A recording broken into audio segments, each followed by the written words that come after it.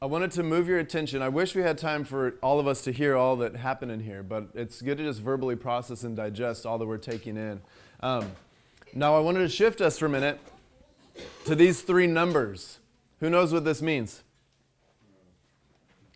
It's my measurements. No, I'm just kidding. In centimeters. No. First one's your IQ. No, the second one is actually. So, 183, and this comes from, I don't remember the author's name because I just pulled these up kind of last minute, but according to one scholar, 183 is the number of questions that Jesus is asked throughout the Gospels. Okay? 10 is the number of questions Jesus responds to directly with an answer. 307 is the number of questions Jesus asks. Come on. Yeah, a lot of questions. How many of you find those numbers surprising, and how many of you think that makes total sense? Because I've been frustrated by Jesus' questions too. And so here's what we want to do with those numbers. The question from me to you now is, what are the questions that are surfacing over the last few days? What's the question that's at the forefront of your mind in all of our learning and curiosity? So we just shared what's been life-giving. So now, what's the question that you've been sitting with? What's the curiosity that's been working on you? Go ahead and think about that for a minute, and then do the same thing, but just listen to me when I ask you to. No, I'm just kidding. So go ahead and do the same thing. Turn to your partner and share what's the question that's at the front of your heart or mind for the next couple days. Okay? Think about it, and then go ahead and share that when you're ready. Let's hear in one sentence, let's hear from a couple of you. What are the life-giving questions that are emerging in this room from these last couple days? What are some of the questions surfacing? How to move from here to there. Yeah. All right. That's just what she said. That's my part. That's How do you- her life goal. Yeah, how to move from shame to grace, from that triangle, from the drama to the abiding triangle, hiding to abiding. Yeah. But we have no. Okay. What'd you say? I said if that's her question, then we're on. Yeah. Mine is a little bit more nuanced. How to more and more help people move from there to there. The Lord tells me. We got the two therapists over there talking. I love it. All right. Okay, so how do you move from there to there? What are some of the other questions? Pray for it, baby. How do you translate the Bible through the lens of Jesus? How do you translate the Bible through the lens of Jesus? Yeah. Yeah. I love that Brad used the language of sponsor, right? How do you let Jesus be your sponsor in reading Scripture? I love the recovery language. Man, recovery programs, we have so much to learn from them. So, yeah. Thank you. What else? What are the other questions? Thank you for silencing yourself. No. I don't know if it's like a life-giving question, but something I've thought about with regard to that diagram is how do you, if I'm like abiding guy and I'm all diamond guy, but I have a conflict with someone and I want to get through that with them, how do I even initiate that without them being triggered into the drama of like them feeling like the victim? Yeah. Because I can see how it's all shame, and it's Yeah. like as soon as we start doing this thing, no, we're not getting anywhere. Yeah. But until I can bring you here, which is kind of what you mentioned, I think, with a friend, that's a challenge. Yeah. Yeah. Great question. Yeah. Okay. Thank you. Just a couple more. What? No answer? More questions? We've got 10 answers.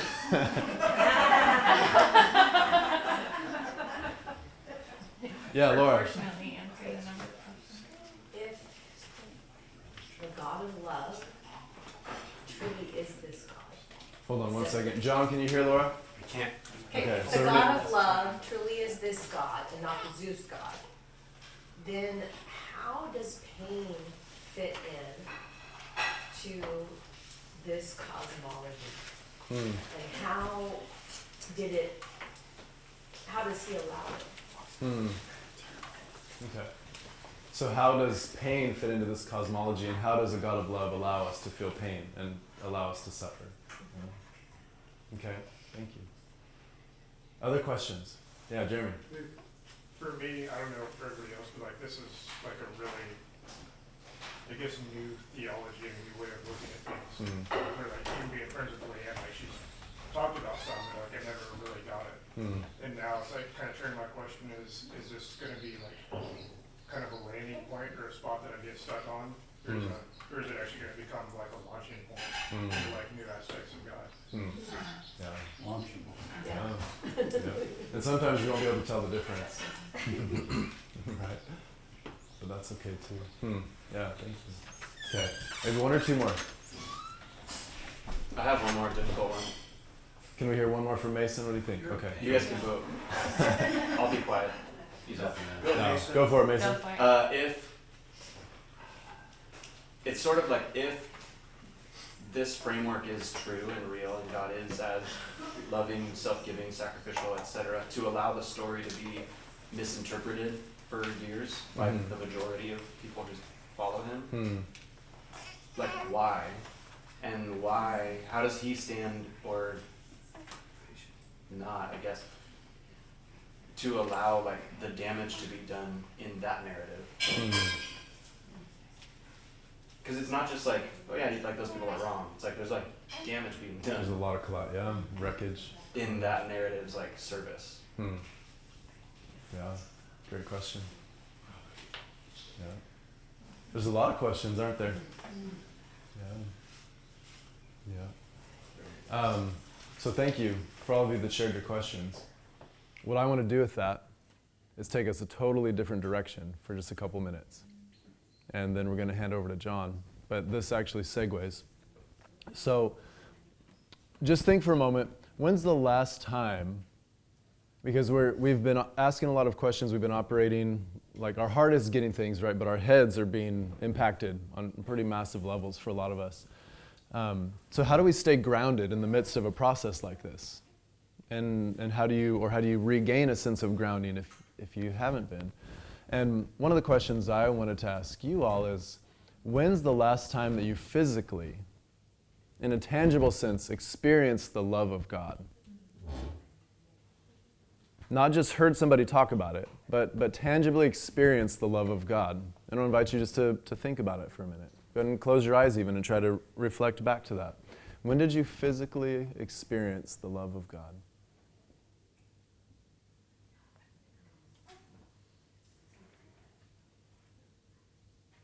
You don't need to share it for now. I just want you to hold that in your mind. For anybody, is it a while back? like, wow, it's maybe been a while. So here's where I want to invite you to go now.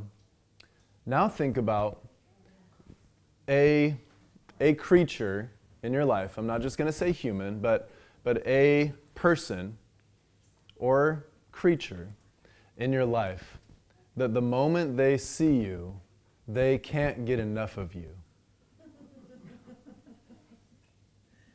Who's somebody that you almost have to be like, leave me alone for a little bit because they desire your presence and your affection so much? Do you have someone like that? Who's that person you have to be like, back off a little bit? My dog. My dog. Interesting. My granddaughter. So a granddaughter, dog, granddaughter. It's almost to the point where you have to be like, okay, I need some space from you right now, right? So I want you to think about this for a minute, because I'll just tell you a quick little story. I had this little self-pity moment. It happens a lot as a pastor, because I'm not, sorry. Not a therapeutic moment, Cindy, Kathy, you guys are, no. But what will happen is I'll have these moments where I'm like, God, I'm giving away so much, but I don't feel like I'm getting anything from you.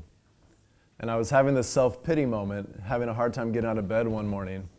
And this little curly-headed boy bursts into my room and just runs and jumps on me with the biggest smile. Like the fact that he saw me lit up his day. Like his day was already made because he saw Daddy. And he came and just cuddled me and tackled me and just crawling all over me. And I'm kind of like, dude, what are you doing? I'm trying to pray here. And I was like...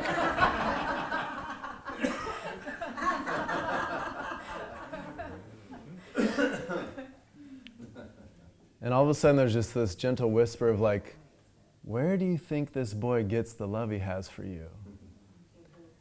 And what do you think he's expressing Do you think that originates in him? My love for you is so big that I have to put it in every creature. And even then, it's not big enough to hold it. And so you need to remember that when this little Nathan boy is coming to give you loving, he's participating in how I feel about you. And the anticipation that I have when you wake up each morning. And I was like, oh, sorry for the self-pity. But it wasn't a shame response to the self-pity. It was like, oh, wow, that was so silly of me. Baxter always says there's a difference between shame and family embarrassment. And it was more like, wow. And now I have this little pup, this little Roy pup, that as soon as I walk in the door, he's up, jumping up to my belly button, eating my shoelaces, and he won't leave me alone. And I'm just reminding myself, like, Jesus, he's participating in your love for me. Thank you for feeling seen and known by something.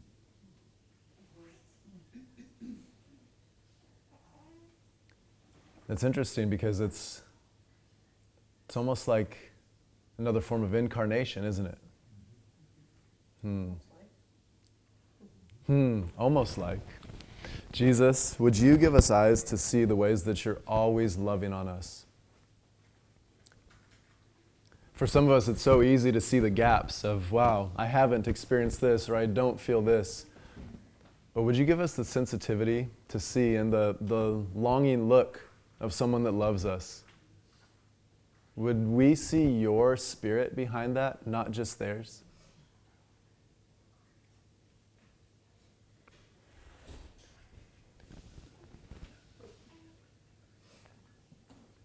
Go ahead and we'll just take a minute, but even just picture that person that you had that came to your mind, that person that always just has endless affection for you. Just go ahead and imagine them cuddling with you or looking at you or whatever it is. But imagine that with the knowing behind it, that there's a Father, Son, and Spirit animating that affection directed towards you.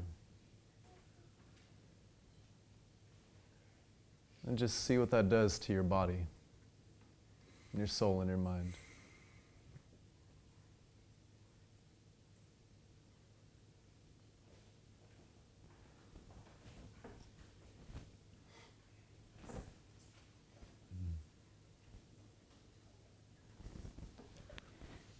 Jesus, thank you for incarnation.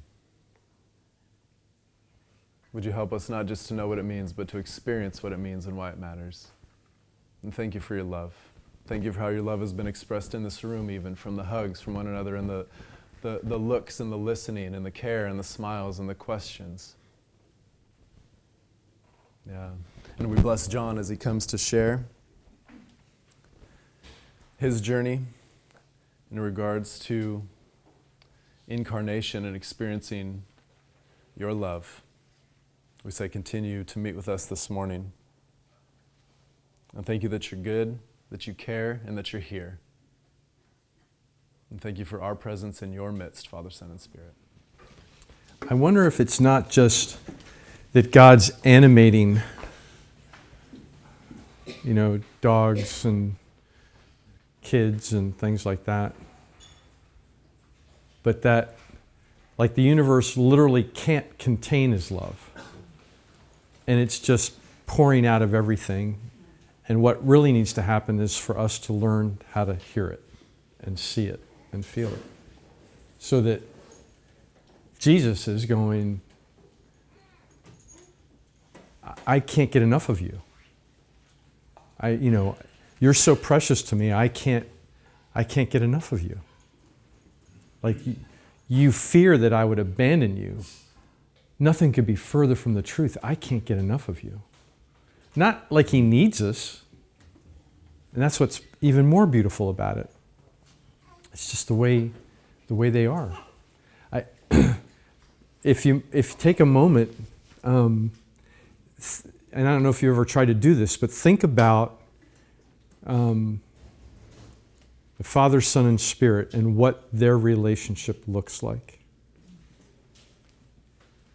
So, we have icons that have helped us. Here's my favorite right there above the whiteboard, Rublev's icon. And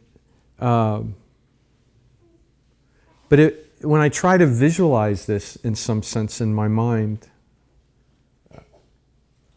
I think, and I realize that God the Father doesn't have eyes, right? That it's an anthropomorphism. But the eternal Word does.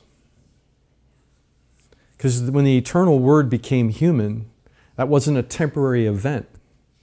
That wasn't God put humanity on like a coat, and then when he goes back to wherever he is, let's think about that for a minute, he takes the coat off. You know, again, it's an icon, so you have three human figures there. But in the Trinity, in the Father, Son, and Spirit, right now, as I speak, there is a human being. And there will always, forever, be a human being in the very essence of what God is. It can't get any deeper. The very nature of God has taken on something that boggles our minds. And how much of humanity is there with him? Part of humanity? The ones who accept the gift, the ones who believe, the ones who have jumped through the hoop. Who's united to Jesus?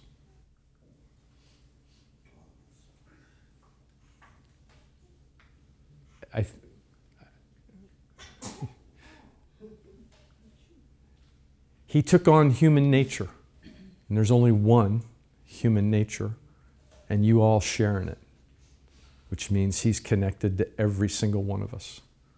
Regardless of what we believe about him, regardless of what we think about him, regardless of whether we even think he exists. And so the Bible says this simple statement: you died with him, you rose with him, you ascended with him, you're seated with him right next to the Father. And when he's seated next to the Father, what does he see in his Father's eyes? What does Jesus see from his Father?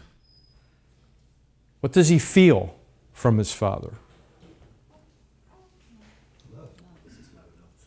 I can't get enough of you. I can't be around you enough. I am absolutely head over heels about you. Okay, now listen to Jesus' prayer in John 17. Father, I pray that they would know that you love them just like you love me. And he doesn't say it once, he says it twice. That the Father loves you, feels about you the exact same way he feels about Jesus.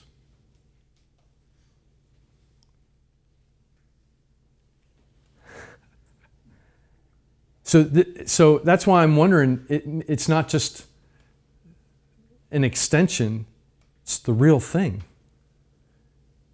When we experience love between each other, a hug from each other, a kindness from each other, we're actually experiencing God loving us and loving the person that's participating in it, that's sharing it with you. And then you reciprocate it back. And so for me, the journey has been not that I believe this and make it true, but that as I trust this, I become more and more aware that it is true. Because I wasn't before. I was spending most of my life trying to figure out a way so I could feel like I was embraced by God. That's where I was. Can you say that again? I spent most of my life trying to figure out a way where I could feel like I was embraced by God. I mean, because the overwhelming sentiment that I assumed God had toward me was disappointment.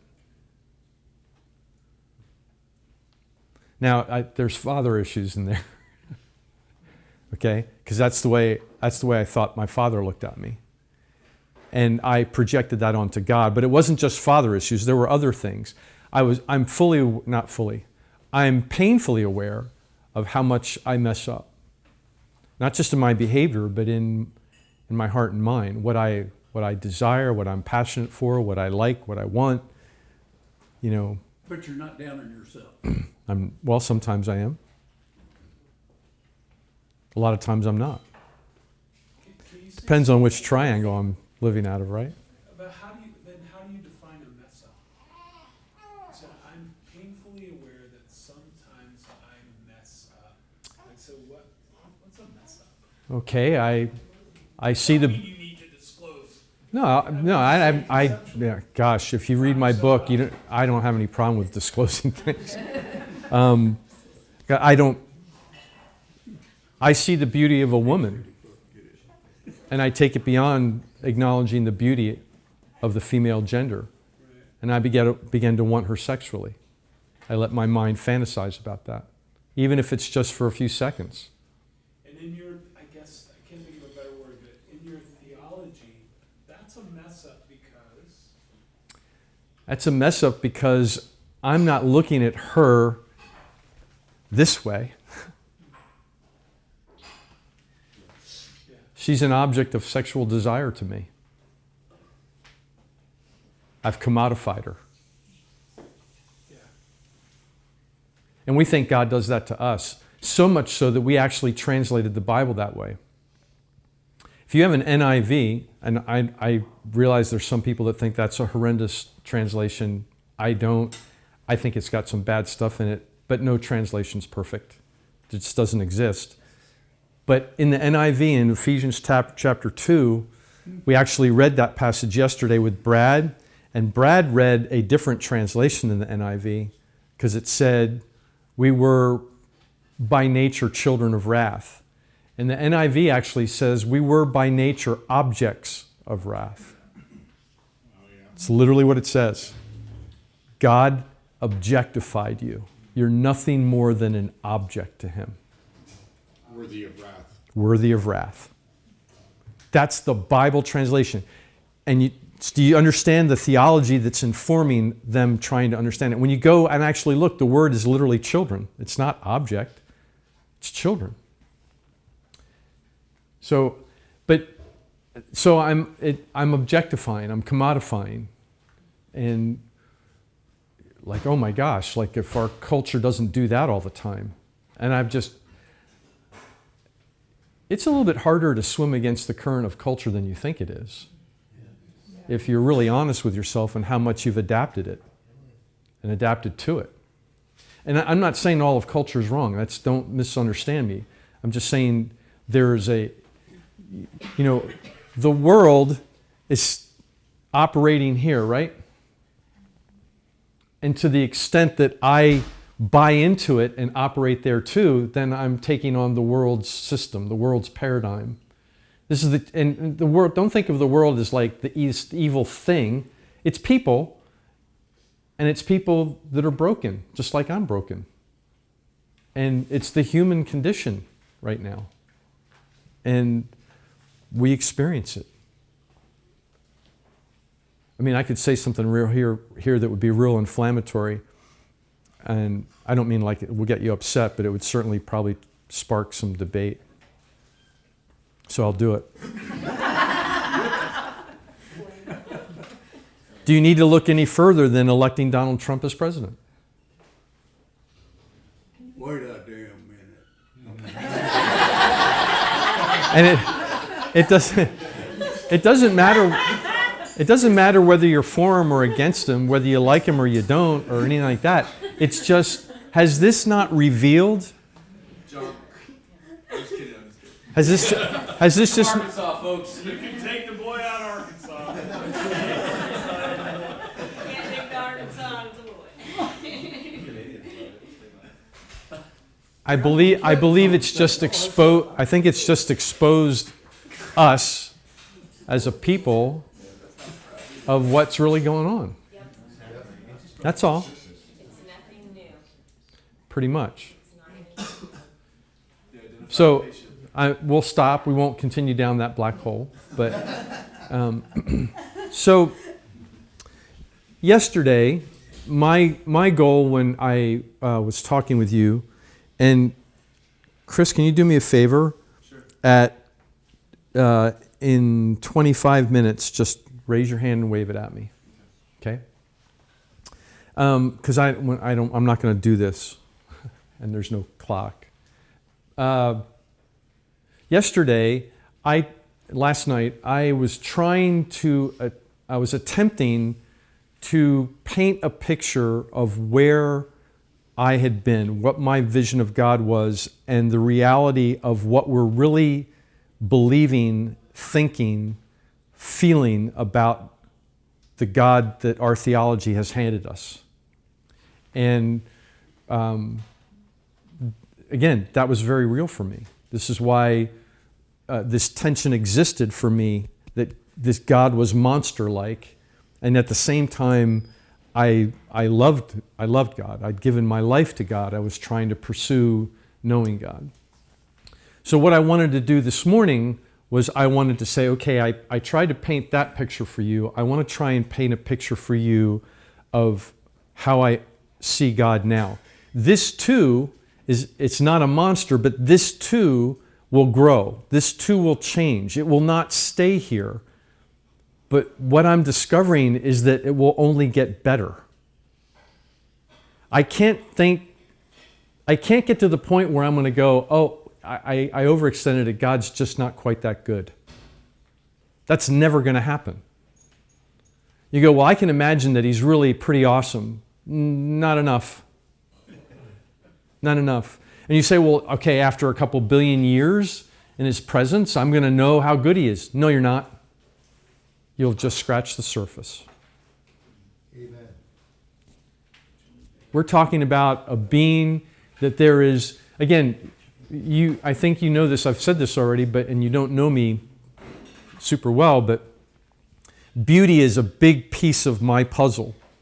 And as a photographer, I immediately, it's the reason I became a photographer, was because I connected to the beauty in the natural world.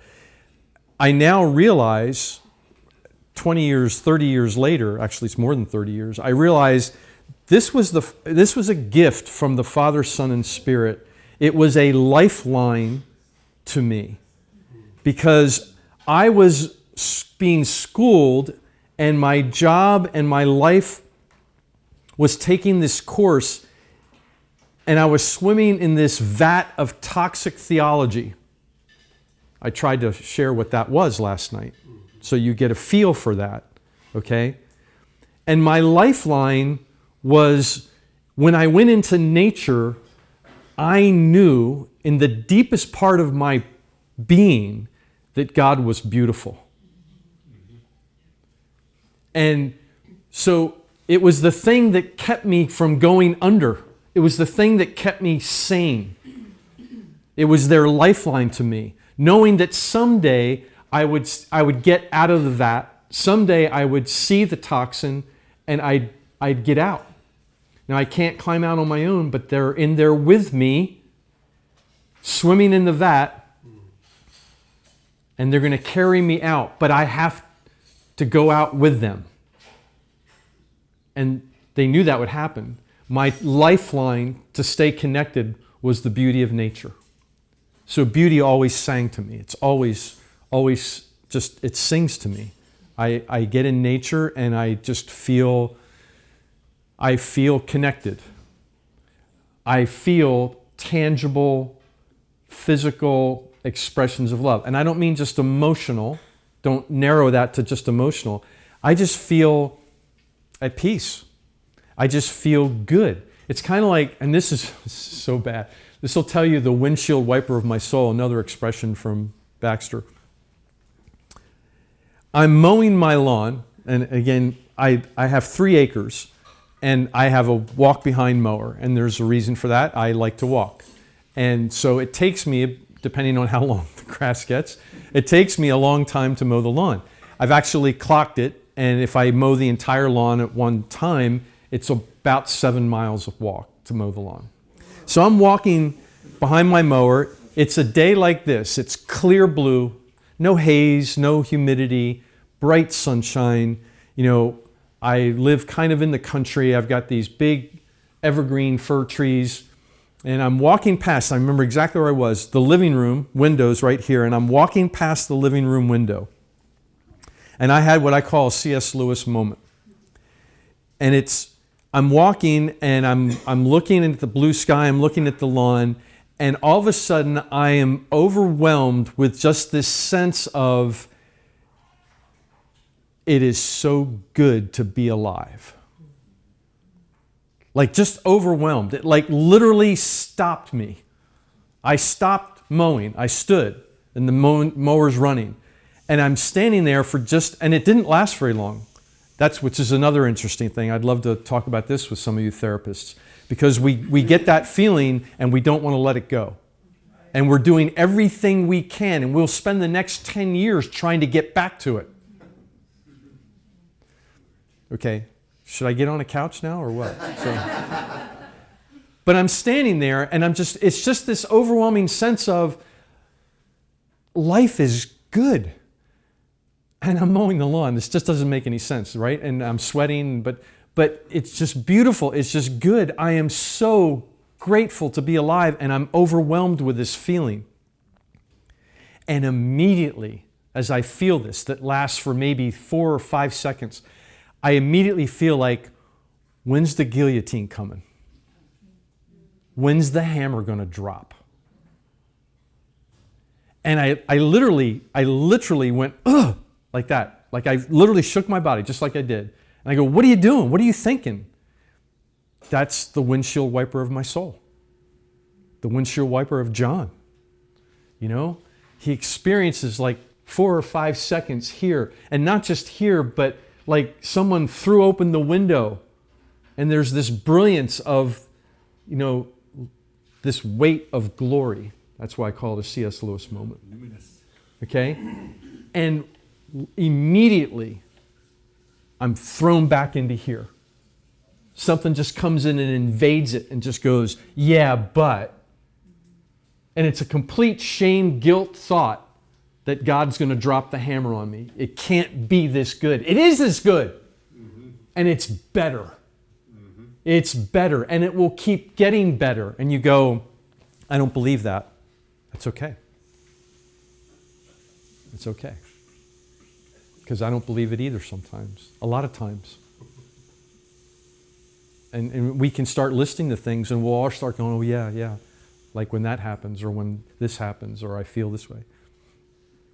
So what I wanted to do this morning was to try and paint a different picture, a picture of where I am now. Because for me, the incarnation or the enfleshment of God, God becoming flesh, is everything. It is everything. Everything changed. Everything changed when He became flesh. The universe changed when He became flesh. There is no more significant event in the life of the cosmos than when God became flesh. And I'd read about this, I'd studied this, I thought I knew about it. And I didn't. I know a little bit more now, a smidgen, and I want to share a little bit of that with you. So I'm going to read some things. Great book. Stop. You guys, come on, stop. You're killing me. Throw me one of those, you better bring someone to take it. Okay. Somebody write the preface or the The afterword. The afterword. Subtitle of the book is John Ayers' Family Linens. John, can I ask you a question? Absolutely. Did Jesus exist in the Trinity before He became flesh? Cosmic Christ. Yes. Okay. So how did He get selected out of the three of them that become flesh? I don't know how their eternal counsel works. I say that a bit facetiously, but so we tend to, we talk like, this is the way I used to talk. We would talk about God planning something. What do you mean God planned something? Like he hasn't always known? So when did they sit down and plan it? As though they hadn't planned it before. Haven't they always known what they were going to do? Do you see? So human vocabulary fails us to try and describe the counsel of the three of them. But, so I don't know if he was selected. I doubt it. I think they, if I could say this, correct me if I'm wrong, because we got the patristic guy here. They agreed, always have agreed. There's never been a difference of opinion between any of them. Okay? And volunteer, could I say it that way? Willingly saying, I will do this, as opposed to they're all sitting there and they're going to draw straws. Who's going to do this? Again, yeah, rock, paper, scissors. Words and concepts of humans fail us at this point of what their counsel looks like. What I know is that God, who is three persons in community, love us, and they determined together to meet us face to face and to be known to us as a man, as this particular man. And this is another thing that just boggles my mind. God wants to be known as a man. This man, Jesus of Nazareth. That's the man he wants to be known as. Doesn't want to be known as the great being in the sky who is operating everything and, no, he wants to be known as this man. And that boggles my mind. I'm sorry? Donkey riding man. Donkey riding man. A man who bends down, wraps his garment around him, takes a basin of water and starts washing your feet. That's not something that Jesus does to make you feel like you belong. It's not a gimmick like we use it at church. This is the nature of the three of them, of the one God. The one God's nature is to serve his creation, to submit to his creation. Just stop for a second and think about what I just said. The very nature of this God is to submit to the creatures that he made.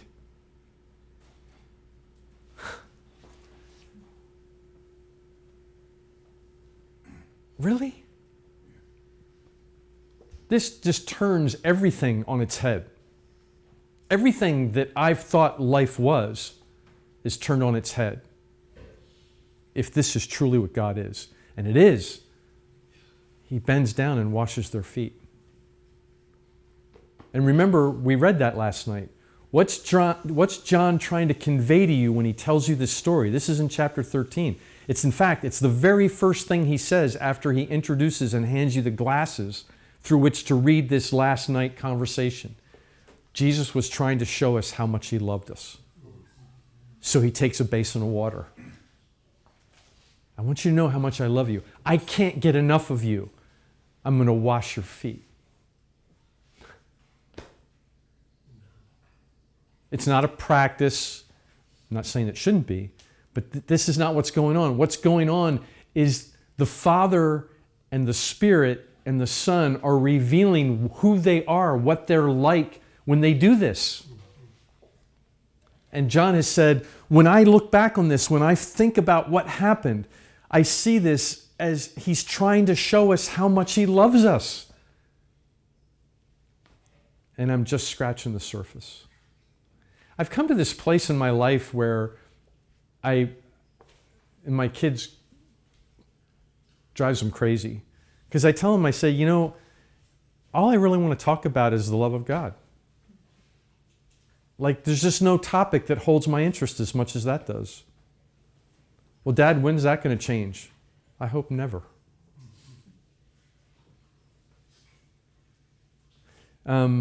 So let me just read some thoughts here to you.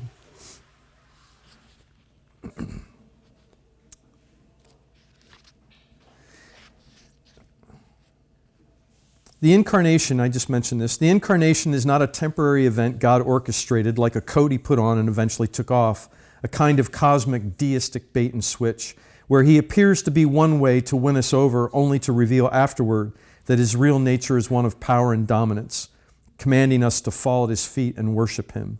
That would never do. I may as well worship at the feet of Caesar. The truth is, we may act with hidden agendas in our pockets and behave in ways not consistent with our nature to get what we want. That's called hypocrisy, and God is not like that.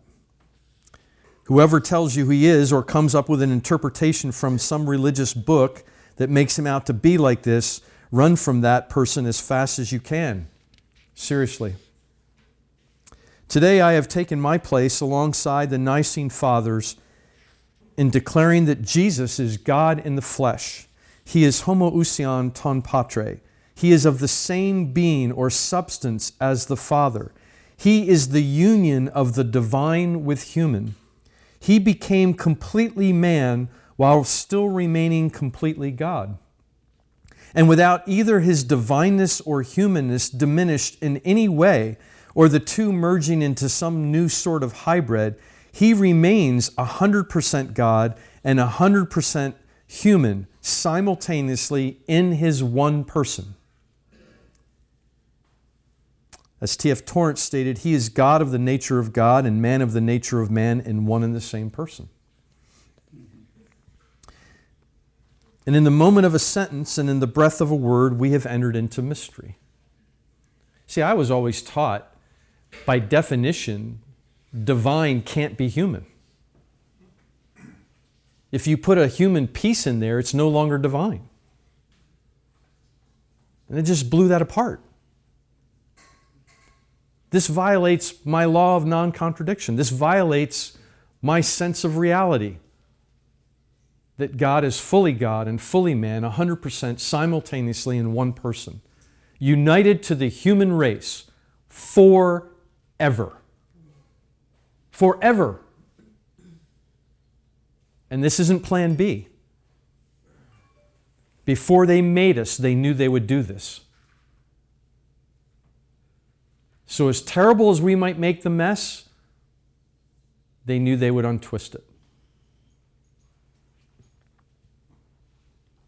This mystery is first and foremost a manifestation of the eternal, tenacious, and unyielding love of the Father, Son, and Spirit to stop our free fall into darkness and to gather up all of creation into the everlasting goodness of their life. That's why he's doing it. It is nothing less than the divine community that we call God, stooping to meet us face to face by becoming one of us. Not merely like us, but one with us. He said this is about union. Without ever ceasing to be who he is, the eternal Son, one with the eternal Father, he becomes bone of our bone and flesh of our flesh, absolutely, completely, and fully human in every way. This means that there is now in Jesus Christ not only a physical, tangible revelation of what God is like, but also a human life that embodies all that God intended for humanity from the beginning. He is not simply an example for us to follow from a distance. He is so much more. Jesus of Nazareth is the pivotal point of human history. Indeed, he is the focal point of all cosmic history.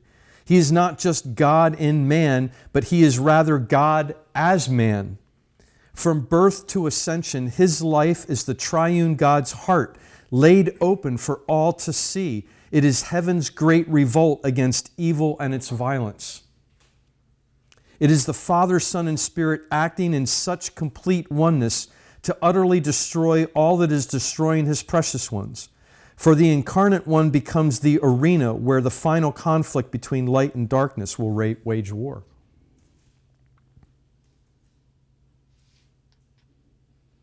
Incredibly, the mystery deepens, for how does the changeless one become? It is the very one who is light and whom no darkness dwells that has become flesh. This becoming is not a changing where God alters his nature. Rather, it is a changing more in the sense of taking on or assuming a new or different form of existence. The mystery continues deeper still, for when he enters our world, the eternal Word doesn't simply become human, he becomes flesh. In Jesus Christ, God himself came as a man into our broken world and united our sinful human nature to his divine nature. See, I asked this question of my students my last year teaching at Multnomah. When Jesus became flesh, was he like Adam before the fall or after the fall? He became like Adam after the fall. He united himself to our sinful nature. So divinity has now united itself to brokenness. And what God does, you can't undo. This was necessary, for if the entire person is to be healed, then the entire person has to be assumed by Christ. For the unassumed, and this is a quote that I refer to in a footnote, the unassumed is unhealed, or that which God has not taken up is not saved.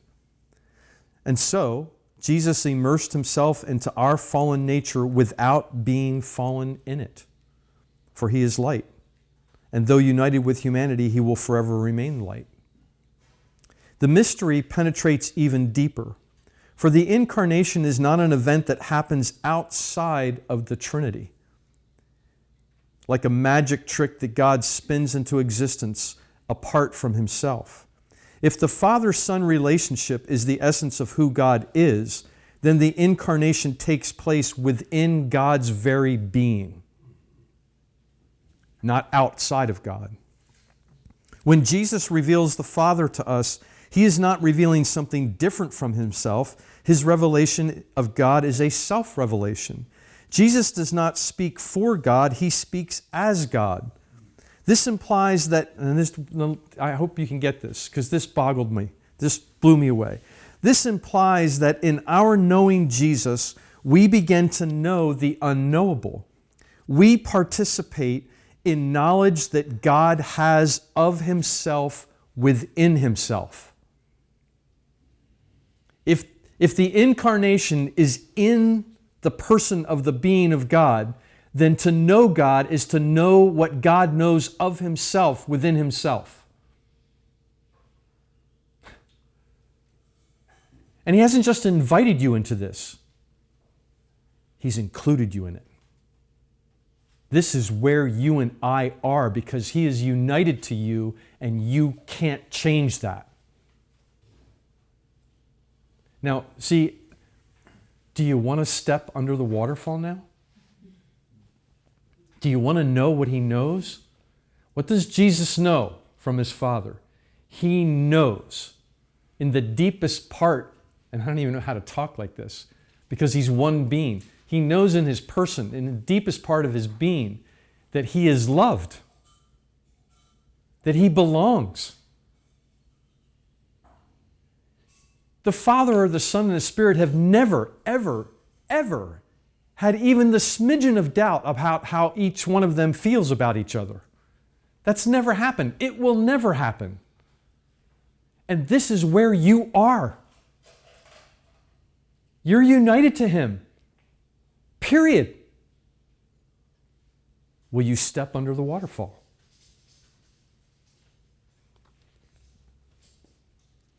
This staggers the imagination. How can this be? How can we participate in knowledge that God has of himself within himself? But this is precisely what the incarnation does. In Jesus, we come to know God in a real way. A real way. For he shares his knowledge of the Father with us. And this is eternal life. This is life.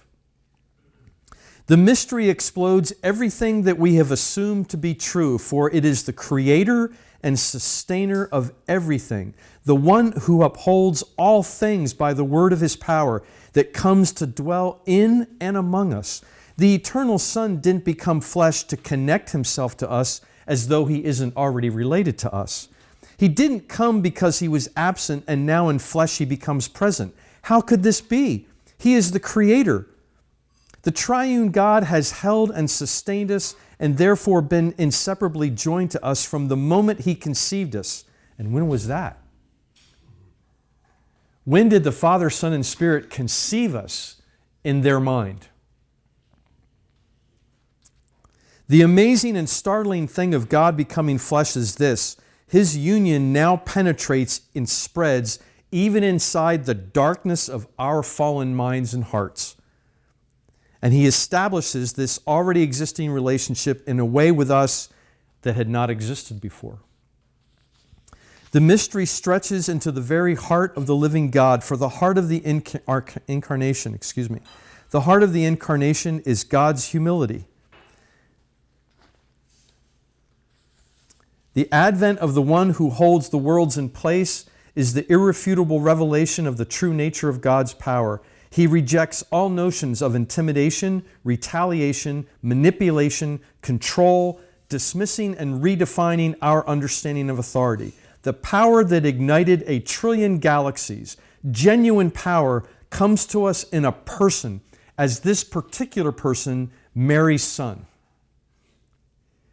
What do we make of the fact that God was in a Nazarene neighborhood for 30 years and nobody knew it? Not only does this obliterate our dualistic categories of sacred and secular, it forever dignifies everything that it means to be human. The sheer anonymity of this is staggering. God needs no applause. He needs no thank you. He needs no recognition. So much for God made us for His glory bit. This is not an isolated incident in which God condescends out of some sense of pity to meet us. This is the truth and the way of His being. Love, not pity, comes to us and becomes part of the very fabric of a community, engaging in the humanity of it all. And no one notices. The source of all living things stoops before and beneath His creatures, not to earn our respect or praise, but out of sheer love for us.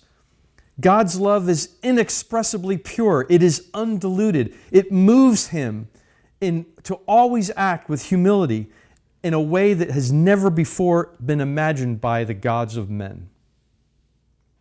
The one true God never acts differently from what He is. If Jesus washes our feet, He does it because that is the way the Father and the Spirit are. Could there ever be clearer proof that humility is the essence of God's being than the death that He died on the hill of Golgotha? How else are we to understand His statement, "No one takes my life, I lay it down," if this is not God submitting to us? We didn't take His life. He gave it to us to kill. Thanks. The true nature of divine power is revealed once and for all in this moment when Jesus gave us power over Him. That's the crucifixion. He gave His creatures power over Him to do with Him what we wanted to do. Jesus' death was also at the same time His confrontation of our twisted darkness, as He actively surrendered to our murder. This is the way of the cross, the way of suffering, the way of Jesus. Our King bears our scorn and hatred, which culminate in His death, but our salvation. He submitted to minds that He designed. He submitted to hands that He knit together. He submitted to hearts that He formed. And He submitted to wills that He fashioned. The Creator yielded to the blindness and brokenness of humanity, to us at our worst, so that He could heal the very hands, minds, and hearts and wills that were trying to end His life. It goes on. I could go on. And we will go on forever.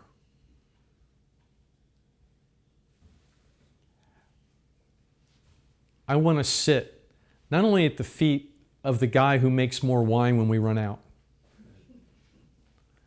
I want to sit at the feet and I want to look at this being who became me so that I might become him. And I really don't care if I go anywhere else. I'm pretty happy to sit there. What changed in my heart? I don't know. I just know that it did.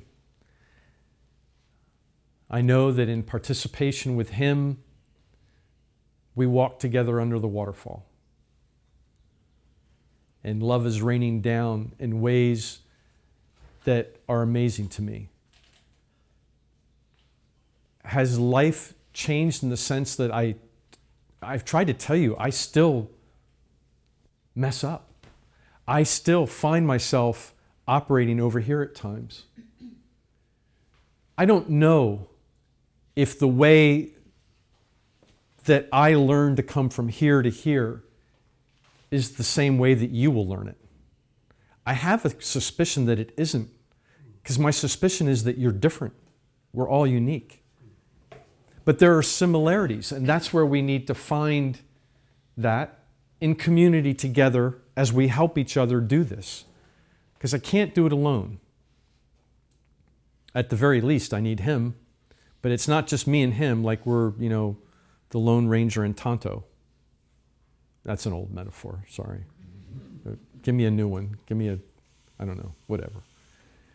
21 Jump Street. Okay? So,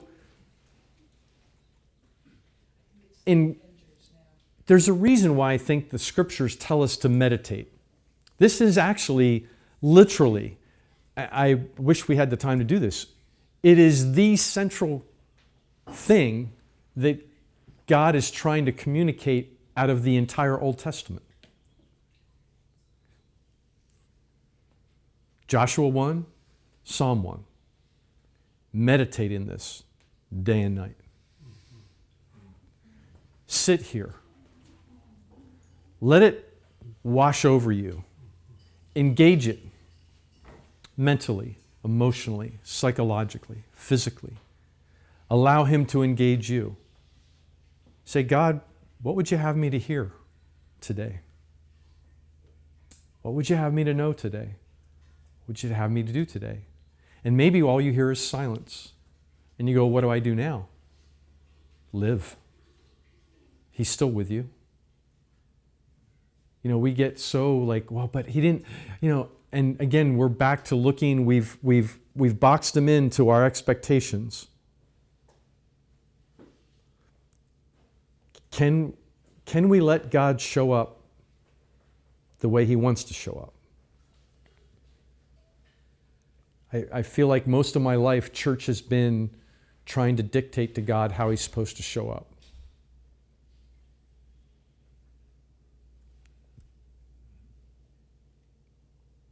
The cool thing is he goes, okay, I'll be there, because I am there.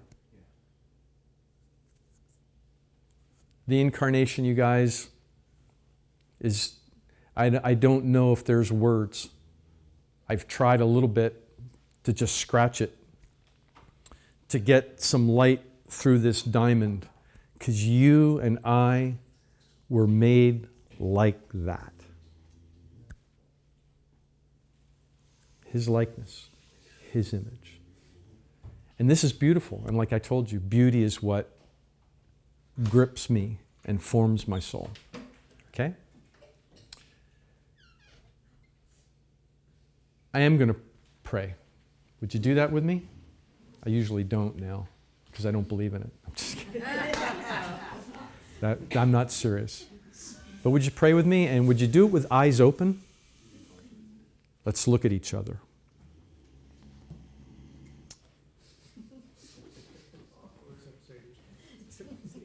Father, isn't it good that we're now getting the courage to come to know you, to live with a little less fear? It is for me.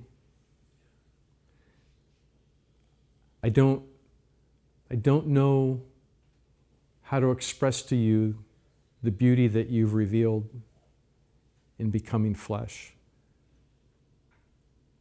But the Spirit, she's uttering things that I can't. And you know my heart. And I'm stunned. And so it sounds a bit trivial, but I want to thank you.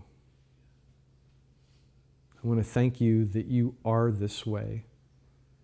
And I confess there are times I don't think you are. I doubt. I waver. I feel unsure. And I go back and live in shame and fear. Thank you for not abandoning me when I do it, that you come with me.